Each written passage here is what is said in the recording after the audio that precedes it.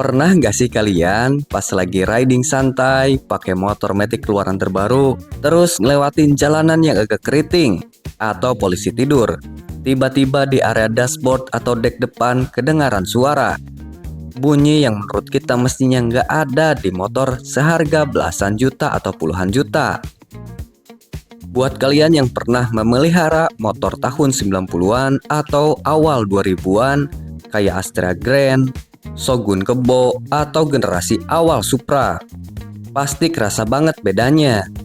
Dulu, bodi plastik motor itu ditepuk-tepuk padat dan keras, kayak tameng baja. Tapi motor sekarang ditekan pakai satu jari aja, plastiknya udah melengkung dan bunyi. Pertanyaannya, apakah pabrikan sekarang makin pelit demi untung gede? Atau ada misteri teknis lain yang sengaja nggak pernah diomongin ke konsumen? Mari kita bedah. Kalau kita cuma nongkrong di warung kopi, gampang banget buat langsung ngecap. Motor sekarang mah kualitasnya sampah, plastiknya tipis, gampang pecah. Tapi mari kita lihat gambaran besarnya. Sadar nggak sih kalian, industri otomotif itu sekarang berevolusi luar biasa cepat. Di balik bodi yang katanya ringkih ini, ada tuntutan teknologi, regulasi global, dan sebuah diet ekstrim yang memaksa motor modern harus beradaptasi. Kita nggak bisa sembarangan nyalahin satu atau dua merek saja, karena nyaris semua pabrikan besar melakukan hal yang sama. Fenomena ini bukan soal pelit, ini soal pergeseran filosofi desain yang seringkali luput dari pengamatan kita sebagai konsumen. Kita mulai dari masa lalu. Kenapa motor jadul plastiknya tebal? Jawabannya simpel.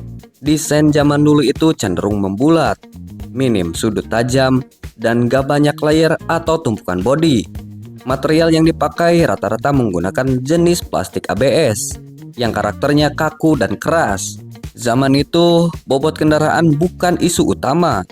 Bensin masih murah, regulasi emisi belum seketat sekarang. Jadi sah-sah aja bikin motor yang beratnya lumayan, asal bodinya kerasa kokoh. Nah, sekarang masuk ke era modern. Menurut asumsi kami, perubahan ketebalan plastik ini sangat erat kaitannya dengan power to weight ratio dan regulasi emisi. Gini analoginya, bayangkan kalian disuruh lari maraton sejauh 10 km. Kalau kalian pakai jaket tebal musim dingin, pasti berat dan boros tenaga. Tapi kalau kalian pakai kaos dry fit olahraga yang tipis, lari kalian bakal lebih kencang, enteng, dan efisien. Mesin motor modern itu pelarinya. Pabrikan dituntut untuk bikin motor yang irit bensin dan lolos regulasi emisi Euro yang semakin ketat. Tapi konsumen tetap menuntut motornya harus responsif. Jadi bagaimana solusinya? Tentu diet ketat. Setiap gram di motor modern itu dihitung. Plastik bodi dibikin lebih tipis, dirancang berlapis atau layering untuk mengejar aerodinamis, biar mesin gak perlu kerja keras buat narik beban mati. Jadi tipisnya bodi itu bukan asal-asalan, tapi ada hitung-hitungan teknis agar performa motor tetap punchy meski cc-nya kecil. Selain diet bobot, ada pergeseran material ke jenis PP atau polipropilen yang sifatnya lebih lentur. Fleksibilitas ini sebenarnya penting buat nahan benturan ringan, agar bodi nggak langsung pecah berkeping-keping jadi benda tajam pas kena senggol. Tapi disinilah masalah utamanya. Berdasarkan keluhan dari berbagai forum pengguna, masalahnya bukan cuma di ketebalan plastiknya, tapi di sistem klip pengunci atau mountingnya. Desain motor sekarang serba meruncing, bersudut tajam, dan banyak tumpukan panel. Akibatnya, sistem klipnya jadi kecil-kecil, rumit, dan rapuh. Klip ini tugasnya menahan bodi yang tipis tadi, agar tidak bergetar. Masalahnya, klip ini terbuat dari plastik yang sama. Kena panas mesin, kena terik matahari, kena hujan, akhirnya klip ini getas. Begitu satu klip kendor atau patah, efek dominonya yaitu tadi, suara getar bodi setiap lewat jalan jelek. Ini adalah PR besar bagi para insinyur pabrikan. untuk mencari material klip yang lebih durable tanpa harus mengorbankan biaya produksi massal. Terus, apakah kita harus pasrah sama keadaan? Tentu tidak. Kalau motor kalian sudah mulai bunyi, jangan buru-buru ganti bodi baru yang harganya lumayan. Tips yang pertama, cek klip pengunci. Kalau sudah aus, ganti dengan yang baru. Harganya cuma ribuan rupiah. Kedua, gunakan double foam tip atau karet ban dalam bekas di titik-titik sambungan bodi yang sering beradu. Ini fungsinya sebagai damper atau peredam getaran. Ketiga, pastikan baut pengunci selalu kencang.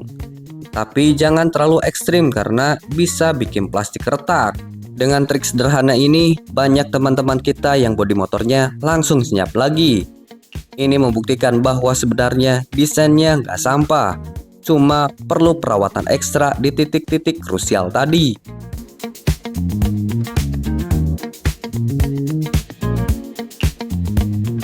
Jadi kesimpulannya, bodi motor makin tipis itu konsekuensi dari evolusi teknologi, efisiensi berat, dan tuntutan desain modern. Kita nggak bisa memaksa motor tahun 2026 punya bodi seberat motor tahun 90-an. Tapi kita bisa menuntut kualitas perakitan dan sistem pengunci yang lebih durable. Nah, menurut kalian gimana? Apakah diet ketat ala pabrikan ini worth it kalau imbasnya bodi motor jadi gampang bergetar? Atau kalian lebih memilih motor yang bodinya tebal, berat, tapi kokoh kayak tank? Tulis di kolom komentar. Kita diskusi santai tapi tetap smart di bawah. Jangan lupa like kalau kalian merasa video ini mencerahkan. Share ke teman-teman tongkrongan kalian yang motornya sering bunyi. Dan subscribe OB Motologi biar nggak ketinggalan bedah otomotif tajam lainnya. Saya OB, tetap teliti, tetap motologi. Bye.